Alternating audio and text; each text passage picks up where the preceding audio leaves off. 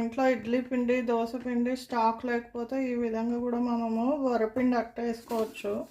చాలా ఈజీ అండి.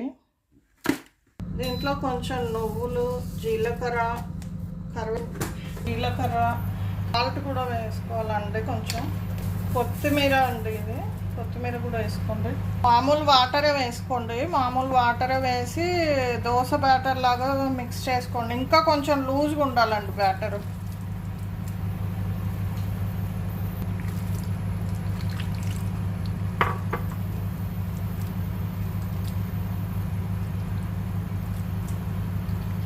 ఇలా చేసుకోండి.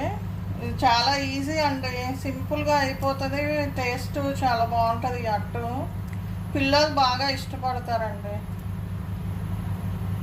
ఈ విధంగా జారుగా చేసుకోవాలండి.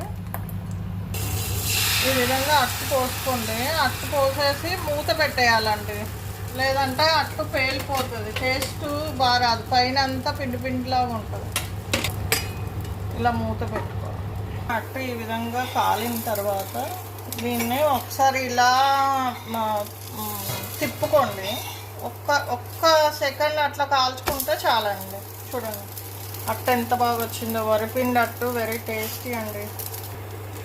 చూడండి ఈ విధంగా కాలుతుందండి. దీని తర్వాత దీన్ని మనము కొబ్బరి చట్నీ కానీ, ఇదైతే అల్లం పచ్చడి అండి, పియా పిక్కల అల్లం పచ్చడి, చట్నీ, పప్పు మీ ఇష్టం అండి. ఏది మీకు అందుబాటులో ఉంటే దాంతో తినేయచ్చండి. ఈరోజు బ్రేక్ఫాస్ట్ ఇదండి.